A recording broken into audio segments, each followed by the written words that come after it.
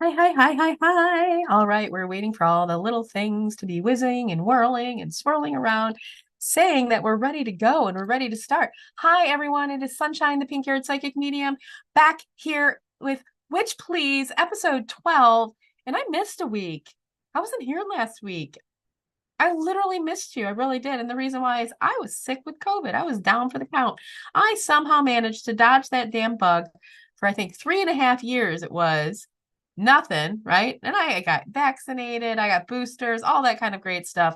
Still got hit with it. And boy, did it try its darndest to take me down. But damn it, I am strong and I wasn't going to let it win.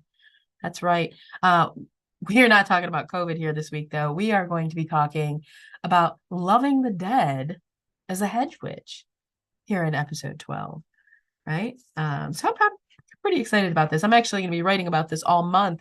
So if you happen to, follow me on Facebook, you'll see it there. If you're on the email list or anything of that nature, you'll find it there too. I'm just sharing all sorts of different things about hedge witchery this month. So I'm excited. We're gonna talk a little bit about it here this week. I don't know that any of the rest of the podcasts, well, this one is. But let's start off first, as we normally do. What is a hedge witch? What is it? What does that even mean? Like, what is that term? And if you're gonna go, you're not gonna find like I did try to look to see if I could find like a very succinct definition. And almost like every single definition that I found about it was written differently, right? Like the different words, the language. So I couldn't find anything like quote unquote formal to share with you, right? So a couple of things that I pulled. Typically, a hedge witch is going to be a witch that is a solitary practitioner that embraces herbalism and steps into a shamanic path in their practices, right? And so, right, once again, solitary is a big deal, herbalism is a big deal, and that like spiritual work, that shamanic work, that like really deep work, all related to like if you're going to go look up any of those definitions, very often those are the ones that they're going to hold on to, like touch on. Hedge witches are also known for riding the hedge, right? And the hedge is basically the concept of this hedge, this topiary between two worlds, so to speak, right? Both literatively and figuratively. And so if we go back into history and we think about when, the witches were the medicine women or the shamans were the medicine men, like when they were like the witch was the healer in the community, what would end up happening, and especially, as Christianity really came around and started to like push witches into the broom closets, what would happen a lot of times, witches would live on the outskirts of town. Let's be real, we're a little bit weird and spooky and strange. And I mean, I don't know. I mean, I kind of like the thought of a house in the woods and, everybody leaving me alone type of stuff. So it was very common for the witch, the healer, to live on the outskirts of town, like on the other side of the nicely manicured hedges, so to speak. And so they would literally, these witches would live between the worlds of like, royalty, so to speak, maybe, or the common folk and their own kind of wild home. So they lived in between both those worlds, but they also are able to ride the hedge between the living and the dead, right? There is a lot of work from that, shamanic focused perspective. And so we may at some point talk about green witches or kitchen witches or herbal witches, right? Who are literally just doing a lot of their magical work specifically with the actual greenery and the herbalism. But a hedge witch very specifically is going to be dancing and playing in the spirit world. They're going to love the dead, right? So, excuse me. I had that label turned around because this isn't a paid promotion.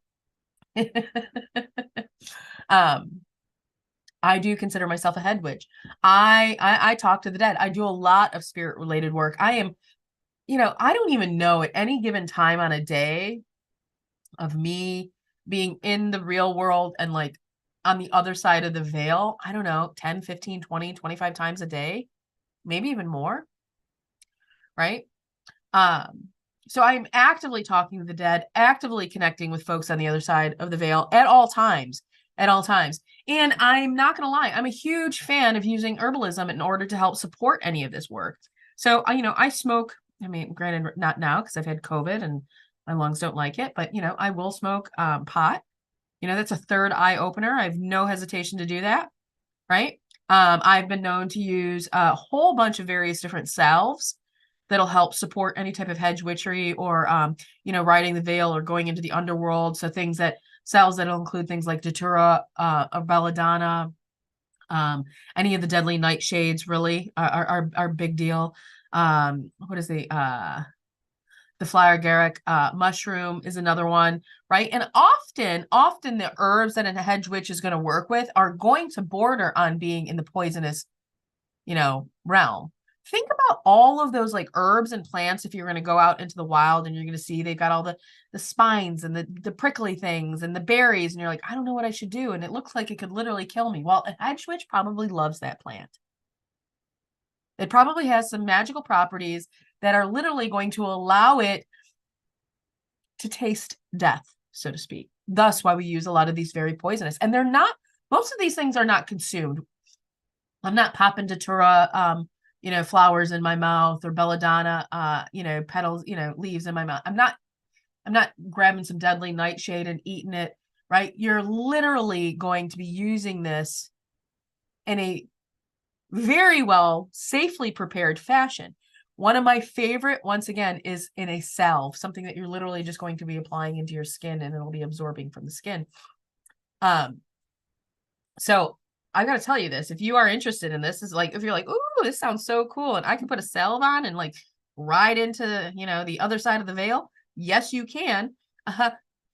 Do not do that without some research, though. Don't go poisoning yourself or killing yourself. There's my fair warning right there. Do not do it without doing your research and knowing what you're getting yourself into. And my belief here is that some of these herbs and the poisonous benefits in them, there is benefit there, are literally kind of like bringing our own body, our psychological body, so to speak, into this like dead type of state, right? It can bring us closer to the dead because it's like literally taking us there. The question would be, why would someone want to ride the hedge, right? As I stated, talking to the dead is the number one thing, right? We are literally smack dab. I believe we would have started on Halloween, so Tuesday night, and I think it ends tonight. The Feast of the Dead, right?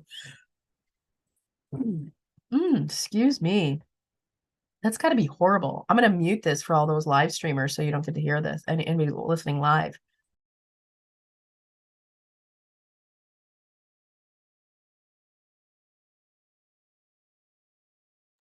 Oh boy, this is why I didn't record Friday, because this would have been even worse. But I'm literally recording this here on November 2nd. And so we have been smack dab these last couple of days, like in this Halloween, in this, the celebration of the dead, in this space. I mean, this is the head witch's time. I love this time of the year. I love when the veil thins. I love when everyone is able to kind of experience and feel, right? Because it's very common during this time of the year, those that even aren't flexing their psychic abilities on a regular basis are experiencing them. I know everybody like watching the video. So the question would be, why am I sharing this with you here today, though? What benefits does this have? Why is it important for you to be paying attention, right? All that kind of good stuff. Number one that I find is you may be drawn to things that are dead. You may be drawn to skulls, bones. I don't even know. Funeral homes, cemeteries, stories about the dead, spooky movies. I don't care. Paranormal stuff too. And that's okay. Not all witches are drawn to that kind of stuff. Right? Not all witches are drawn to all this. I kind of joke. My niece is kind of stepping into her own magic right now. And like I was like, look at my bones. I brought out this bag of bones, and she was like horrified. She was like, I can't believe you have not her jam, right? So if you're drawn to those things, there's a purpose, there's a reason, right? Don't feel weird or awkward or strange. I mean, I love it. I love the weird, ooky, kooky, spooky stuff, right? The other reason why I'm sharing it with you is because you may be interested in riding the hedge, stepping into the underworld, right? And as I said, I would strongly encourage you to do so with caution if you're using any type of herbals. Marijuana is one thing. I think it's much more common. People are aware of it, they're familiar with it, and that can help. But if you're going to touch on anything like Datura, belladonna, any of the deadly nightshades, fly agaric, or anything of that nature, you're going to want to make sure to be very, very safe, right? Be very cautious. And this is the same thing with, like, if you're talking about psilocybin, right? If we're talking about magic mushrooms or anything like that, that could potentially even help. Some people may even look at that as being able to help them ride, step in and ride the hedge. But you want to make sure that you're being very cautious on it. As I said, my favorite way to consume is actually through a salve. It's not actually a edible. It's not something that I put in my body. I put it on my body. And the last thing is, reason why I'm sharing this is, like, you may never have heard the term hedge witch before, and you just learned something new. And I love, love, love, love, love teaching people new things. And so I am super excited that I was able to make it. I know it's probably not my longest podcast, but gosh darn it, my throat is scratchy and tickly. So I am good. Let me know. For those of you, that are maybe hearing this hedge witch for the first time, reach out, find me, stumble across me. I'm curious what you think about it, if it does interest you. If you have not heard of it before, what would you have thought that it was if I hadn't given this definition? Right? So, all right, my dear friends, that being said, I'm going to go and rest my voice a little bit so I can be back at full power next week. Okay? And until next time, all my dear friends, much love from me to all of you.